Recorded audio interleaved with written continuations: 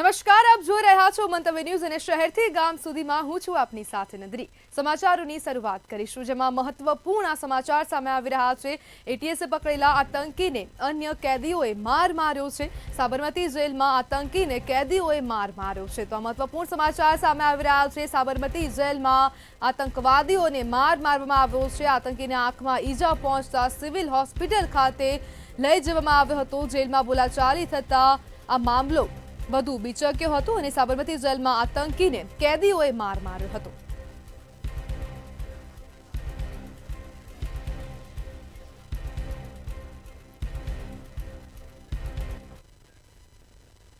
તો 9 લોકોને મોતને ઘાટ ઉતારનાર તથ્ય પટેલ કેસમાં હવે નવો વળાંક સામે આવ્યો છે। તો આ સમાચાર સામે આવી રહ્યા છે। તથ્ય પટેલના કેસમાં નવો વળાંક સામે આવ્યો છે। તથ્યના પિતા પ્રજ્ઞેશ પટેલ વિરુદ્ધ 2.5 વર્ષે ચાર્જ ફ્રેમ થયો છે। ચાર્જ ફ્રેમ થતા પ્રજ્ઞેશ પટેલને ગ્રામ્ય કોર્ટમાં હાજર થવું પડ્યું હતું। તો 2.5 વર્ષ બાદ ચાર્જ ફ્રેમ કરવામાં આવ્યો છે। અગાઉ આરોપી તથ્ય પટેલે સુપ્રીમ કોર્ટમાં અરજી કરી હતી।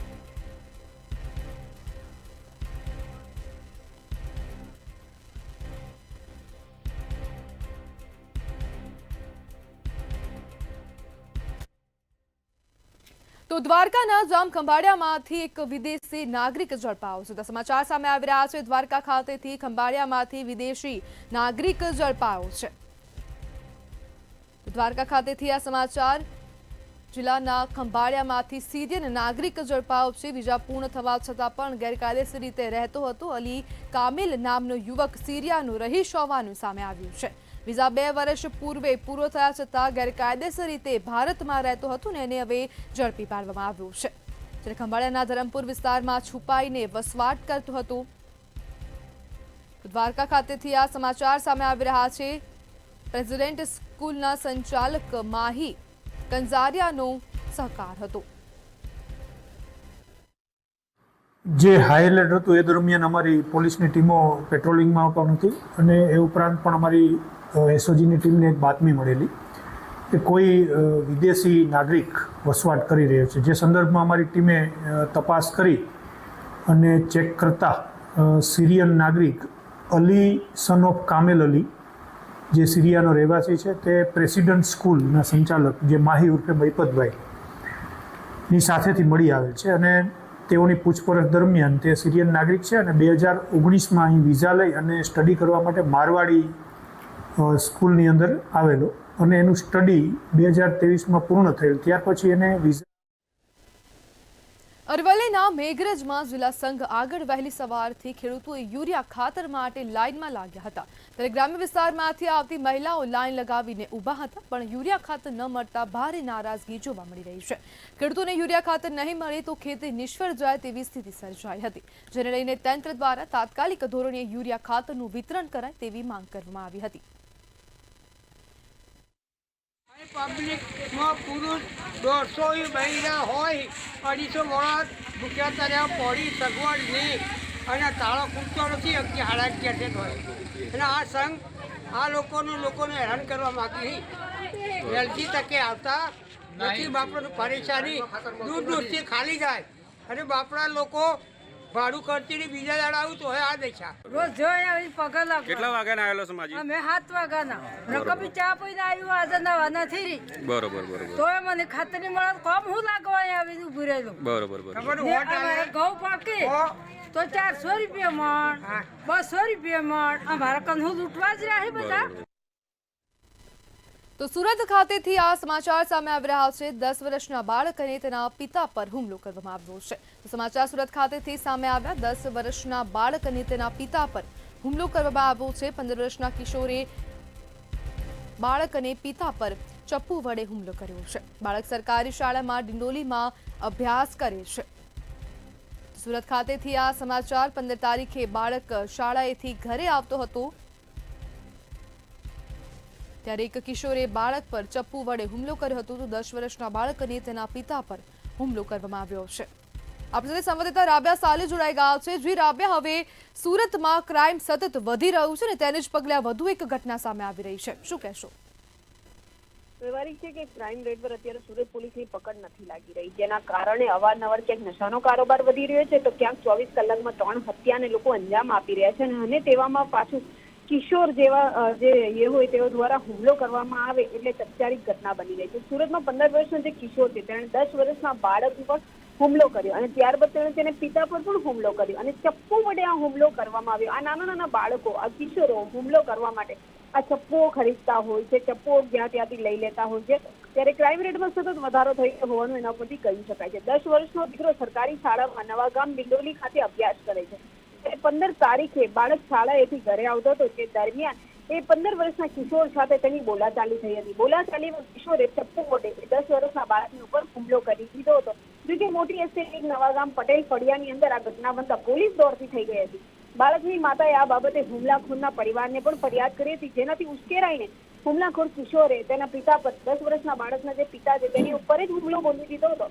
આ ઘટનાને લઈ પરિવાર ડિંડોલી પોલીસ સ્ટેશન ખાતે પહોંચ્યું હતું. બોલાચાલી બાદ સીસીટીવીના આધારે પોલીસે ફરિયાદ દાખલ કરી હોવાનું સામે આવી રહ્યું છે. પરંતુ સવાલ એ થાય છે કે ક્રાઇમ રેટમાં સતત વધારો થઈ રહ્યો છે. સુરત હવે હીરાનગરી કે કાપડ ઉદ્યોગ નહીં પરંતુ ક્રાઇમ સ્ટેટ તરીકે હવે ઓળખાવામાં આવી રહ્યું છે. જી નંદન. જી રાબિયા, સમગ્ર માહિતી બદલ આપનો આભાર.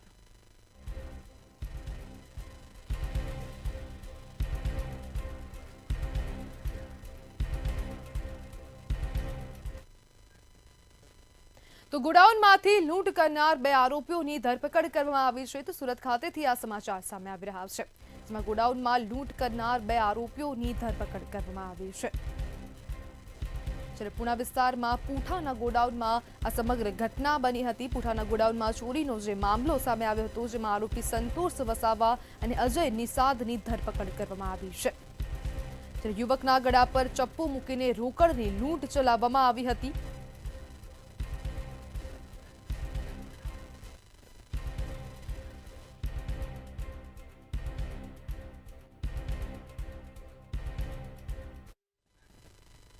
તો કચ્છના ભચાઉ ખાતેથી આ સમાચાર સામે આવી રહ્યા છે. તો કચ્છના ભચાઉ ખાતેથી આ અન્ય સમાચાર સામે આવી રહ્યા છે, જેમાં શિકારપુરના અમરાપરમાં આગની ઘટના બની છે. ઘડી કંપનીના યાર્ડ પાસેના ખેતરોમાં આગ લાગી છે. તો આ આગનો બનાવ સામે આવી રહ્યો છે. પવનચક્કીના વાયરોમાં સ્પાર્ક થતા આગ લાગી હતી. આસપાસના ખેતરોમાં આગ વ્યાપી છે, જ્યારે ખેડૂતોના ખેતરનો તૈયાર પાક બળીને ખાખ થયો છે.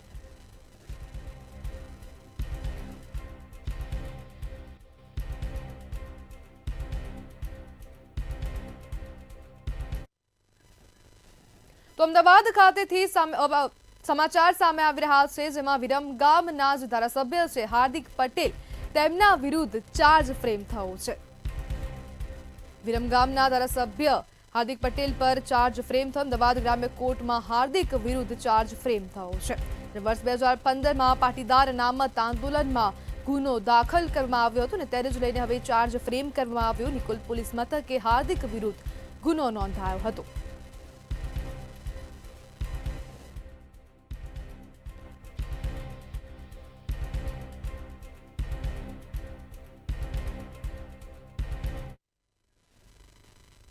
તો અરવલ્લી ખાતેથી આ સમાચાર સામે આવી રહ્યા છે, જેમાં ભાજપના પ્રદેશ પ્રમુખ જગદીશ વિશ્વકર્માનો અરવલ્લીમાં અભિવાદન કાર્યક્રમ યોજાયો હતો. તો આ સમાચાર સામે આવી રહ્યા છે. ભાજપ પ્રદેશ પ્રમુખનો અભિવાદન કાર્યક્રમ યોજાયો છે. જગદીશ વિશ્વકર્મા મોડાસા ખાતે જાહેર સભામાં હાજર રહ્યા છે. એમ્બ્યુલન્સ આગમાં મૃત્યુ પામેલા લોકોને શ્રદ્ધાંજલિ પણ આપવામાં આવી છે.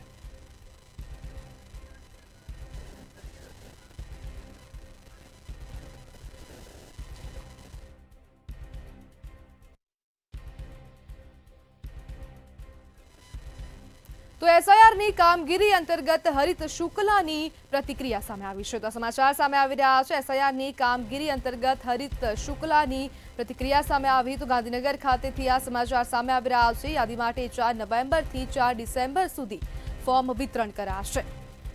સ્પેશિયલ કેમ્પ કરીને બીએલઓને વિશેષ તાલીમ આપવામાં આવી છે. તો આ હરિત શુક્લાની પ્રતિક્રિયા સામે આવી. આગામી 9 ડિસેમ્બરના રોજ ડ્રાફ્ટ યાદી પ્રસિદ્ધ કરવામાં આવશે.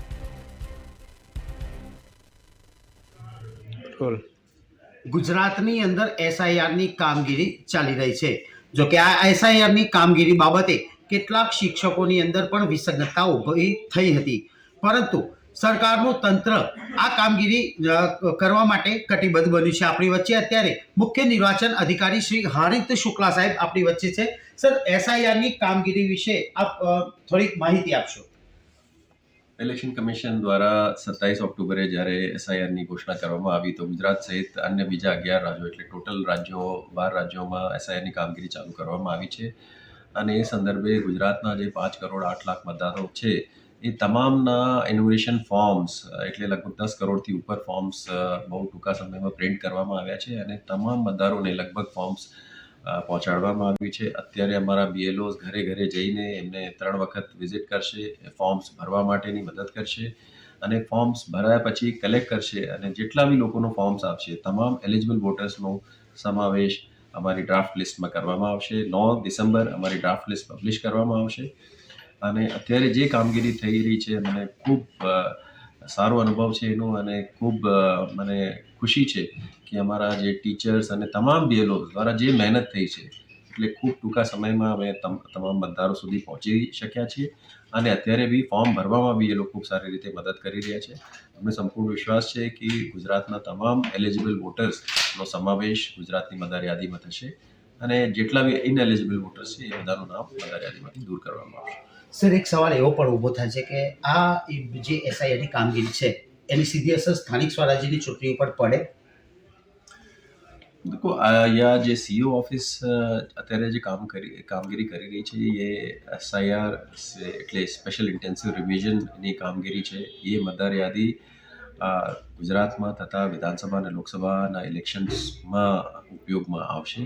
રાજ્ય ચૂંટણી પંચ એમની રીતે એમના નિર્ણયો કરશે એટલે મારા કંઈ પણ એમાં કહેવું યોગ્ય નથી. સર, અંતિમ સવાલ, એસઆઈઆરની કામગીરી અંતર્ગત નાગરિકોને આપ શું કહેવા માંગશો? નાગરિકોને મારે ખાસ એટલું જ કહેવાનું છે કે એ કામગીરી બહુ સરળ છે, બહુ ઇઝી છે, એમાં કોઈ ખાસ કોમ્પ્લિકેશન નથી. રાજ્યના તમામ તંત્ર અને ખાસ કરીને બીએલઓઝ એના માટે ખૂબ મહેનત કરી રહ્યા છે. આપને સંપર્ક કરી રહ્યા છે, આપના સુધી ફોર્મ પહોંચાડ્યા છે અને આપને ફોર્મ ભરવામાં બી મદદ કરી રહ્યા છે. એમની ફરજ ઉપરાંત આઉટ ઓફ ધ વે જઈને એ લોકો મહેનત કરી રહ્યા છે.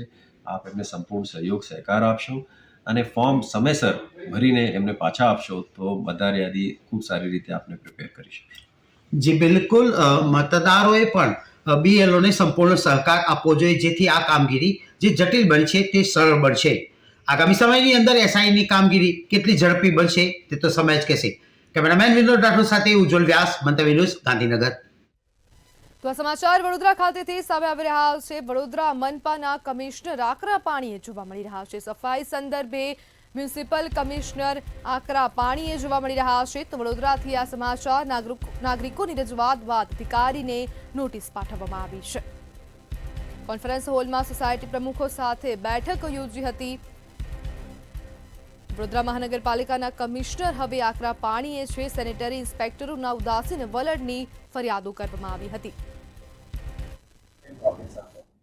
સ્વચ્છતાને લઈને વોર્ડ નંબર 13માં એક નોટિસ ઇસ્યુ કરવામાં આવી છે અને વોર્ડ નંબર 12માં પણ સેનેટરી ઇન્સ્પેક્ટરની નોટિસ ઇસ્યુ કરવામાં આવી છે. વોર્ડ નંબર 12માં મારે વિઝિટ દરમિયાન મને ગંદકી ખૂબ જોવા મળ્યો એટલે એમને નોટિસ ઇસ્યુ કરવા માટે આદેશ કરી હતી. આસિસ્ટન્ટ કમિશનર દ્વારા એમને નોટિસ ઇસ્યુ કરી છે. વોર્ડ નંબર 13માં મારે વિઝિટ દરમિયાન પણ ગંદકી ખૂબ જોવા મળી હતી. એક બાબતમાં 13 નંબરમાં સેનેટરી ઇન્સ્પેક્ટરને પણ ઓર્ડર કર્યું છે, નોટિસ ઇસ્યુ કરી છે. આવનારા દિવસોમાં ડાયરેક્ટ જવાબદારી સેનિટેશનનું કામ સેનેટરી ઇન્સ્પેક્ટરનું છે, બોર્ડ ઓફિસરનું સુપરવાઇઝરી રોલ છે. એટલે આ જે જીઆર કદાચ 2-3 કમિશનર્સ પહેલા એક જીઆર કરવામાં આવી અને ફરી અમે ચાલુ કરવાના છે. એટલે ડાયરેક્ટ જવાબદારી સ્વચ્છતા અને સેનિટેશન ઇન્સ્પેક્ટર્સ ઉપર આવે અને એમની મોનિટરિંગ રિવ્યુ મિકેનિઝમ આવનારા દિવસોમાં ગોઠવણ કરી આપવામાં આવશે. તો ગુજરાત હાઈકોર્ટમાં જીપીએસસીના વિદ્યાર્થીએ અરજી કરી છે. તો આ સમાચાર સામે આવી રહ્યા છે જેમાં ગુજરાત હાઈકોર્ટમાં જીપીએસસીના વિદ્યાર્થી દ્વારા અરજી કરવામાં આવી છે. તો ગુજરાત હાઈકોર્ટમાં અરજી કરવામાં આવી. જીપીએસસીના વિદ્યાર્થીએ ઈડબ્લ્યુએસ કેટેગરીમાં ફોર્મ ભર્યું હતું. યોગ્ય દસ્તાવેજો રજૂ ન કરી શકતા ડિસ્કોલિફાય કરાયો હતો અને જેને જ લઈને ગુજરાત હાઈકોર્ટમાં અરજી કરવામાં આવી છે. જ્યારે માતા પિતાનું અવસાન થતાં રજૂ ન કરી શક્યો દસ્તાવેજો. જ્યારે વિદ્યાર્થીએ જનરલ કેટેગરીના કટ ઓફ કરતા વધુ માર્ક મેળવ્યા હતા.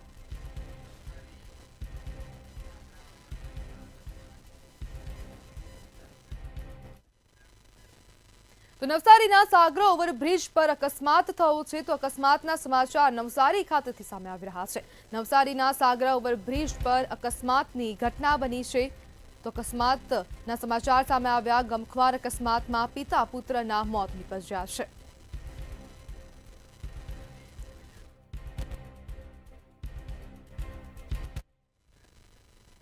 તો નવસારીમાં વિદેશ મોકલવાની લાલચે ઠગાઈ આચરવામાં આવી છે। તો નવસારી ખાતેથી આ સમાચાર વિદેશ મોકલવાની લાલચમાં ઠગાઈ આચરવામાં આવી છે। નવસારીથી આ સમાચાર સામે આવી રહ્યા છે। ઠગાઈ કરનાર દંપતી પૈકી મહિલા ઝડપાઈ છે। જ્યારે કરોડોની ઠગાઈ કરી દંપતી વિદેશમાં ફરાર થયા હતા। ખોટા કોલ લેટર બનાવી છેતરપિંડી આચરવામાં આવી હતી। વિદેશ મોકલવાની લાલચમાં ઠગાઈ આચરવામાં આવી હતી। સમગ્ર મામલે એક મહિલાની અટકાયત કરાઈ છે।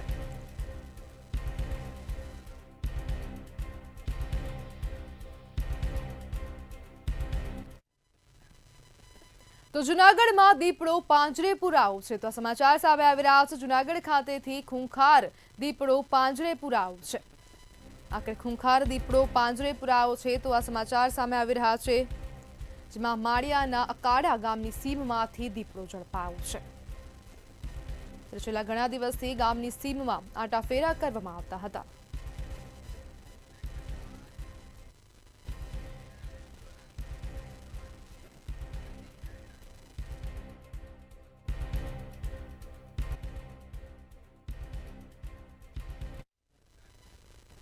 સમાચારમાં આગળ વાત કરીએ તો આ મહત્વપૂર્ણ સમાચાર સામે આવી રહ્યા છે। અમદાવાદ ખાતેથી 2 એરલાઇન્સ દ્વારા નવી ફ્લાઇટ ઉડાવવાની જાહેરાત કરવામાં આવી છે। તો 2 એરલાઇન્સ દ્વારા નવી ફ્લાઇટ ઉડાનની જાહેરાત કરવામાં આવી। આગામી ડિસેમ્બરથી અમદાવાદ મુંબઈ વચ્ચે નવી ફ્લાઇટ શરૂ થશે। જ્યારે ઇન્ડિગો અને અકાશા એરલાઇન દ્વારા સત્તાવાર રીતે જાહેરાત કરવામાં આવી છે।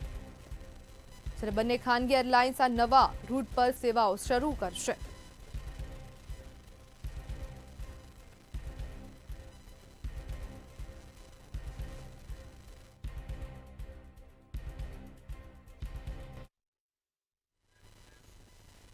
ફરી એકવાર દરેક ગુજરાતીનું માથું ગર્વથી ઊંચું થયું છે। રાષ્ટ્રપતિના હસ્તે શંકરભાઈ ચૌધરીને એવોર્ડ એનાયત કરાયો છે। શું છે સમગ્ર વિગતો જુઓ ખાસ અહેવાલમાં।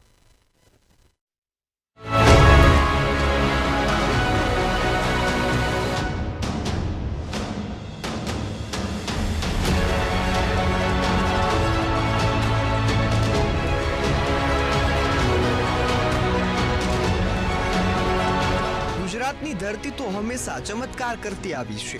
તે જ અનુક્રમે ફરી એકવાર દરેક ગુજરાતીનું માથું ગર્વથી ઊંચું થયું છે। ગુજરાતે જળ સંરક્ષણ અને વ્યવસ્થાપનની શ્રેષ્ઠ કામગીરી બદલ ભારત સરકારના જળશક્તિ મંત્રાલય દ્વારા જાહેર કરાયેલા 6ઠ્ઠા નેશનલ વોટર એવોર્ડ્સમાં ટોપ 3 રાજ્યોમાં સ્થાન મેળવી અને ઇતિહાસ રચ્યો છે। બેસ્ટ સિવિલ સોસાયટી કેટેગરીમાં બનાસકાંઠા જિલ્લા સહકારી દૂધ ઉત્પાદક સંઘ બનાસ ડેરીએ પ્રથમ સ્થાન મેળવીને સહકારી ક્ષેત્રમાં જળ સંરક્ષણના પ્રયાસોને ઉજાગર કર્યા છે। આ ગૌરવનો એવોર્ડ સ્વયં રાષ્ટ્રપતિ શ્રીમતી દ્રૌપદી મુર્મુજીના હસ્તે બનાસ ડેરીના ચેરમેન ભાઈ ચૌધરીને એનાયત થયો છે। આ ગૌરવ એક વ્યક્તિનું નહીં, એક જિલ્લાનું નહીં, પરંતુ આખા ગુજરાતનું છે। એવોર્ડ લેતા સમયે બનાસ ડેરીના ચેરમેન શંકરભાઈ ચૌધરીની આંખોમાં ચમક અને ગળામાં ગદગદ અવાજ હતો। કારણ કે આ એવોર્ડ એક સંસ્થાનો નહીં, લાખો ખેડૂતોની મહેનતનો, પરસેવાના દરેક ટીપાનો છે। શંકરભાઈ ચૌધરીના દ્રષ્ટિવાન નેતૃત્વમાં બનાસ ડેરીએ છેલ્લા કેટલાક વર્ષોમાં જળ સંચયના ક્ષેત્રે ભૂતપૂર્વ કામ કર્યું છે। હજારો ચેકડેમ, ખેડૂતોના ખેતરમાં ડ્રીપ ઇરિગેશન, વોટર રિચાર્જિંગ, તળાવ ઊંડા કરવા, આ બધું જ કરવા પાછળ એક જ સપનું હતું, ગુજરાતની ધરતીને સિંચાઈનું વરદાન આપવું। અને તેનું પરિણામ આજે દેશના 750થી વધુ જિલ્લાઓમાંથી બનાસકાંઠા જિલ્લાનો પ્રથમ ક્રમે આવીને દર્શાવી દીધું છે। આ એવોર્ડ તે તમામ ખેડૂતોનો છે, દરેક ગામની માતાઓ બહેનોનો છે, જેમણે પાણી બચાવવા દરેક પગલું ભર્યું। ગુજરાતના ખેડૂતો હંમેશા દેશને દિશા આપતા આવ્યા છે। આજે ફરી એકવાર સાબિત થયું કે ગુજરાતનું ગૌરવ બનાસ ડેરી જે દૂધનો વિશ્વ વિક્રમ કરી ચૂકી છે અને હવે પાણી બચાવવાનો પણ વિશ્વ વિક્રમ કરવા તરફ આગળ વધી રહી છે। આ ગૌરવ આપણા સૌનું છે। બ્યુરો રિપોર્ટ, મંતવ્ય ન્યૂઝ। જૂનાગઢના અંબાવાડી હીરા બજારમાં છેલ્લા 3 વર્ષથી ચાલુ મંદીએ ભારે અસર પાડી છે. રિયલ ડાયમંડના 60% જેટલા એક્સપોર્ટ અમેરિકા જતા હોવાથી ત્યાં લાગેલા 25% ટેરિફના ફટકાથી અહીંયા 40થી 50% યુનિટ બંધ થઈ ચૂક્યા છે. લાંબુ દિવાળી વેકેશન અને દેવ દિવાળીએ પણ અનેક યુનિટો ખુલ્યા નથી. ઘણા કારખાનાઓમાં માત્ર ગણતરીના કારીગરો કામ પર હાજર છે. કારીગરોનું કહેવું છે કે સરકાર જો સુરતની જેમ જૂનાગઢ સહિત નાના સેન્ટરોને સપોર્ટ આપે તો આત્મનિર્ભર ભારતનું સ્વપ્ન પૂર્ણ કરવા તેઓ પોતાની મહેનતથી મોટી ભૂમિકા નિભાવી શકે છે. જૂનાગઢના હીરા ઉદ્યોગ છે તે હાલ મૃતપાય અવસ્થામાં જોવા મળી રહ્યો છે. 25% વધારે જે યુનિટો છે તે બંધ થઈ રહ્યા છે. ત્યારે હાલ આપણે આવી પહોંચ્યા છે જૂનાગઢના આંબાવાડી વિસ્તારમાં. આંબાવાડી વિસ્તારના સીધા જ હીરાના કારીગરો સાથે આપણે વાત કરવાનો પ્રયત્ન કરીશું. તેમની પાસેથી જાણીશું પહેલા અત્યારે હીરા ઉદ્યોગ છે તે જૂનાગઢમાં અત્યારે સૌ મૃત અવસ્થામાં જોવા મળી રહ્યું છે, બંધ થવાની હાલતમાં છે. શું કહેશું? છેલ્લા આમ જોવો તો આ 3 વર્ષ થયા હીરા ઉદ્યોગ મૃત અવસ્થામાં જ હાલ્યો જાય છે. ધીરે ધીરે અત્યારે એટલો મૃત અવસ્થાની સકંજામાં ફસાઈ ગયો છે કે જે 25-25, 30-30 ઘંટીએ હાંકતા શેઠિયાઓ તે અત્યારે 2-2 ઘંટી ઉપર આવી ગયા છે. જે કારીગરો 800-900-1000 રૂપિયાનું કામ કરતા તે આજની તારીખમાં 200-300 રૂપિયાની કારીગરનું કામ થવાની એડે આવી ગયું છે. હીરાનો જે ઉદ્યોગ છે અત્યારે 25% યુનિટ બંધ થયા છે તેવા સમાચારો પ્રાપ્ત થાય છે. આંકડાકીય માહિતી આવે છે. શું છે હકીકત? અત્યારે મારું નાનું એવું યુનિટ ચાલે છે 2 ઘંટીનું, બરોબર. અત્યારે બંધ છે. અત્યારે હાલ નથી પૈસા આવતા, નથી હીરા આવતા. અને આ જે કારીગરો છે એને જે સરકારે સહાય ફોર્મની વિતરણની કરી જાહેરાત, પણ એમાં પણ એ લોકોને કંઈ લાભ મળ્યો નથી. એટલે આના માટે સરકારે હવે જૂનાગઢ પ્રત્યે વિચારવું જોઈએ. અત્યારે કેટલા યુનિટ બંધ થયા હશે જૂનાગઢમાં? ખાસ 30-40% બંધ છે અત્યારે. 40-50% બંધ છે અત્યારે તો. અને આજે હીરા ઉદ્યોગને તમે જોવો ને તો હીરા ઉદ્યોગમાં જે દિવાળી પહેલા એટલે 4-6 મહિના જેવો સમય થયો ત્યારે સરકારશ્રીની જાહેરાતથી અહીંયાના હીરાવાળાએ ફોર્મ ભરેલા કે જે 10,000 થી 11,000 જેવી સહાય આપવાના હતા વિદ્યાર્થીઓને ભણતરમાં, તો જેથી કરીને હીરા ઘસુઓને થોડો ટેકો થાય. પરંતુ હાલની પરિસ્થિતિમાં અત્યારે આજે આપણે જ્યારે અહીંયા ભેગા થયા છીએ ત્યારે એવી પોઝિશન છે કે અત્યાર સુધીમાં એનું પણ કાંઈ થયું નથી. હજી ફોર્મના પૈસા કોઈને મળ્યા નથી. આવનારા દિવસોની અંદર સરકાર છે તે આ લોકો પ્રત્યે, આ કારીગરો પ્રત્યે કેવી સંવેદના બતાવે છે, એટલે કઈ રીતનો નિર્ણય કરે છે તે જોવું રહેશે. ભાવિક જોશી, મંતવ્ય ન્યૂઝ, જૂનાગઢ. પાલનપુરમાં ટેકાના ભાવે મગફળી ખરીદીને લઈ આવેદનપત્ર આપવામાં આવ્યું છે. એક બાજુ કમોસમી વરસાદના કારણે ખેડૂતોને પારાવાર નુકસાન થઈ રહ્યું છે, ત્યારે બીજી બાજુ સરકારે 35 કિલોની ભરતીનો નિયમ બનાવાયો છે. નિયમના પગલે મગફળી રિજેક્ટ કરતા હોવાના આક્ષેપ 30 કિલોની ભરતી કરવાની માંગ સાથે આવેદન અપાયું છે. કમોસમી વરસાદને કારણે ખેડૂતોને મગફળીમાં નુકસાન થયું છે, ત્યારે બીજી તરફ સરકારે 35 કિલોની ભરતીનો નિયમ બનાવ્યો છે. નિયમને પગલે મગફળી રિજેક્ટ કરતા હોવાના આક્ષેપ કરવામાં આવ્યા છે. અત્યારની પરિસ્થિતિ સતત વરસાદને લીધે કે વાદળછાયા વાતાવરણ લેવાને લીધે થોડી ઘણી મગફળીનો વજન ઓછો ઉતરે છે. સાથે સાથે સરકારી જે કોથળા છે એ કોથળાઓ પણ ઓછું વજન અમારે એવા છે. હવે 35 કિલોની ભરતી કરવા માટે આ લોકો ખેડૂતોને મજબૂર કરે છે અને 35 કિલોની ભરતી કોથળામાં થતી નથી, ત્યારે માલ રિજેક્ટ કરે છે અને રિજેક્ટ કરેલો માલ 1452 રૂપિયામાં વેચવાનો વાળો માલ ખેડૂતને 1000 કે 1100 રૂપિયામાં માર્કેટમાં વેચવો પડે છે. એટલે ખેડૂતો આ વર્ષે ખૂબ નુકસાન કરી રહ્યા છે. એટલે અમે અત્યારે કલેક્ટર સાહેબને રજૂઆત કરી છે કે તાત્કાલિક અસરથી આ સુવિધા ઊભી કરો અને 30 કે 32 કિલોની ભરતીથી ખેડૂત ખરીદી કરે. જો નહીં કરવામાં આવે તો અમારા જેટલાય ખેડૂતોના માલ રિજેક્ટ થશે એ કલેક્ટર કચેરી આગળ આવીને અમે ઢગલા કરવાના છે. વડોદરાના નવલખી મેદાનમાં 2019માં સગીરા સાથે દુષ્કર્મની ઘટના બની હતી, જે બાદ અહીં સુરક્ષા માટે 2 પોલીસ ચોકી સ્થાપિત કરવામાં આવી હતી, પરંતુ બંને ચોકીઓ આજ દિન સુધી શરૂ જ ન થતા પ્રશ્નો ફરી ઉઠી રહ્યા છે. તાજેતરમાં ચોકીઓની આસપાસના જાળી ઝાંખરા દૂર કરાયા હોવા છતાં ચોકડીઓ કાર્યરત નથી. ચોકી શરૂ ન થવાને કારણે નવલખી મેદાન હજુ પણ યુવક યુવતીઓ તથા નશાખોરો માટે એકાંત સ્થળ બનતું જ રહ્યું છે. તેમજ ચોકીઓ ક્યારે શરૂ થશે તે અંગે નાગરિકો તથા સ્થાનિકોમાં સવાલો ઊભા થયા છે. હાજી સાહેબ, જો હું નવલખીનો રહેવાસી છું. મારો જન્મ નવલખીમાં જ થયેલો છે. નાનપણથી નાનાથી મોટો અહીંયા જ થયો છું અને અહીંયા ઘણી બધી ખોટી પ્રવૃત્તિ થઈ રહી છે અને પોલીસ વાળાએ અહીંયા આગળ એક ચોકી બનાવી છે. બીજી ચોકી આકોટા બ્રિજની નજીક બનાવી છે. અમે લોકો અહીંયા રહીએ છીએ, હું ને મારી માં અમે રહીએ છીએ. અહીંયા ઘણા બધા ફેમિલીઝ રહે છે. ઓલમોસ્ટ 10,000થી ફેમિલી અહીંયા રહેતા હશે અને અહીંયા કોઈ સિક્યુરિટી નથી. અત્યારે વરસાદને કારણે બધું ઝાડી ઝાંકડા ઘણા ઉગી નીકળેલા છે અને અસામાજિક તત્વો છે એ ત્યાં ઘણીવાર ડ્રિંક્સ માટે અને બીજા માણસો બી ત્યાં આવતા હોય એવું ઘણીવાર અમને કોલ બી આવતા હોય છે PCR, જેને કારણે અત્યારે ત્યાં અમારે નવલખી ગ્રાઉન્ડમાં છે એક ચોકી છે, એનું પહેલેથી જ એક ચોકી હતી અને રિન્યુએટ કરવામાં આવી છે અને એને આગળથી ઓપરેટ કરવામાં આવશે. ત્યાં અત્યારે લાઇટ છે, એ લાઇટના કનેક્શન માટે છે, જીબીને લખી દેવામાં આવેલું છે. વડોદરાના મધ્યમાં આવેલા નવલખી મેદાનમાં વડોદરા શહેર પોલીસ દ્વારા 2 ચોકીઓ મૂકવામાં આવી છે. તે શોભાના ગાંઠિયા સમાન છે તેમ સ્થાનિકોનો આક્ષેપ છે.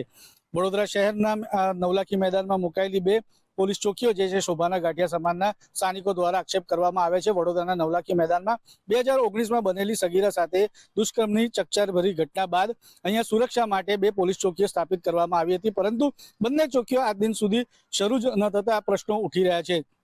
તાજેતરમાં જ ચોકીઓની આસપાસની જે ઝાડી ઝકરાઓ છે તે દૂર કરવામાં આવ્યો છે, રોડ રસ્તો બનાવવામાં આવ્યો છે અને તાજેતરમાં જ એક કિસ્સો બનવા પામ્યો હતો જેમાં એક પોલીસ કર્મીએ પોતાના સગાઓ સાથે યુવક યુવતીઓને ધમકાવીને મોપેડ સળગાવવાનો બનાવ બહાર આવતા પોલીસે રાત્રે ચેકિંગ શરૂ કર્યું હતું, છતાં ચોકી શરૂ ન થતાના કારણે વડોદરાના જે નવલખી મેદાને આજ દિન સુધી યુવક યુવતીઓ તથા નશાખોરો માટે એકાંત સ્થળ બનતું રહ્યું છે. સુરક્ષા માટે બનાવેલી આ ચોકીઓ ક્યારે શરૂ થશે તે અંગે નાગરિકો તથા સ્થાનિકોમાં પણ સવાલો ઊભા થઈ રહ્યા છે અને કેટલી વહેલી તકે આ પોલીસ ચોકીઓ શરૂ થશે તેના પર હવે ત્યારે કેટલી વહેલી તકે આજે બંધ પડેલી ચોકીઓ છે તે કેટલી વહેલી તકે શરૂ થાય તે જોવાનું રહ્યું. કેમેરામેન કેતન શિંદે સાથે સત્યમ નેવાસકર, મંતવ્ય ન્યૂઝ, વડોદરા.